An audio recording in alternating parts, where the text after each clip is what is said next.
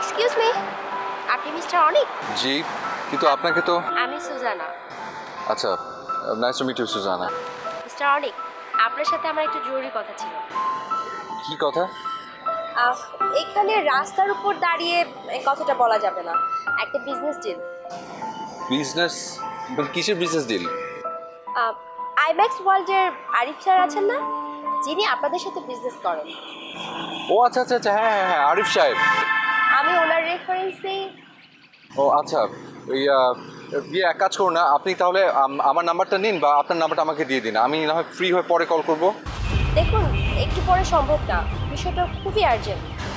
হয়েছে কি, আসলে আমার একটা জরুরি কাজ আছে, তো একটু তাড়ার মধ্যে আছি।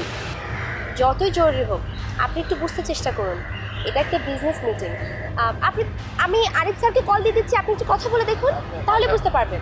না মানে হয়েছে কি, ওদিকে আমার ওয়াইফ।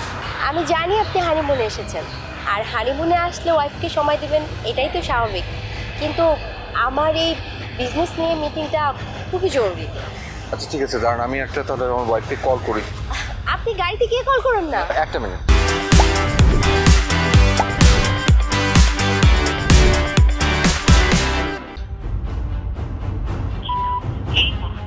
মোবাইল সংযোগ দেওয়া সম্ভব হচ্ছে না।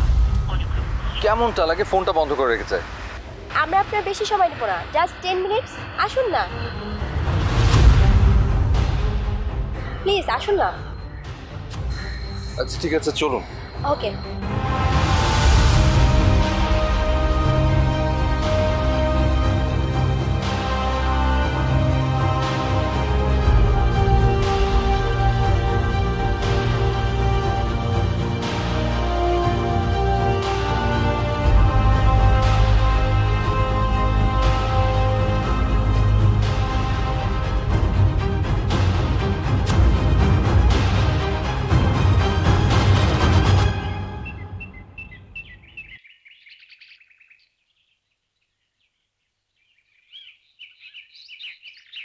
এক্সকিউজ মি,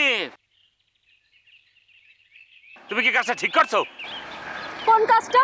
এই যে তুমি আমাকে একটা 40 লক্ষ টাকা লটারি পাইবে সবাইকে এক প্রকার অ্যালাউন্স করে দিছো। আজব তো। আরে আপনি আমার জীবনে 40 লক্ষ টাকা লটারি হতে যাবেন কেন? আরে বাবা রে, কথাকে বুঝছে কথা কও।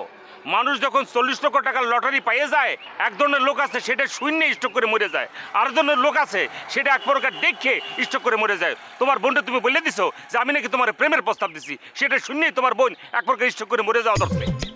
দেখেন, আপনি কিন্তু আবার বাড়াবাড়ি করছেন। আচ্ছা দুলাভাই আপনাদের শান্টিং দেয়নি? দেশে তো এমন শান্ডিক দেশে যে দাগ পড়ে গেছে, দেখাবো? ছে, না না, যেটা মনে করতেছো পেছনে না, সামনে, ঠিক এইখানে।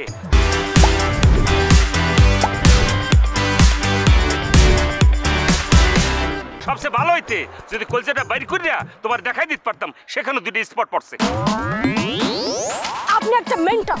দেখো, কিছু মনে হইল না, তুমি যার কাছে অ্যানাউন্স করে মাইক বাজে বলে দাও না কেন, আমি কিন্তু তোমাকে ছাড়বো না, মানে আমি তোমার সাথে প্রেম করেই ছাড়বো।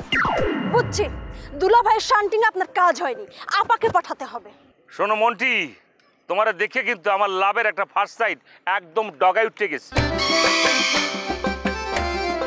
কিছু মনে হইল না, তোমার একটা জিনিস ভালো করে দেখাই দিই।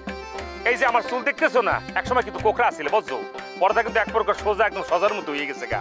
এটা কি জানো তো, এটা প্রেমের একটা মনে কর প্রথম নিদর্শন, এক প্রকার তাজমহল মনে করতে পারো এটারে, যে তোমার দেখার সাথে সাথে রোমান্টিক ভাবে চুলও মনে করো এক প্রকার কারো হয়ে গেছে গা।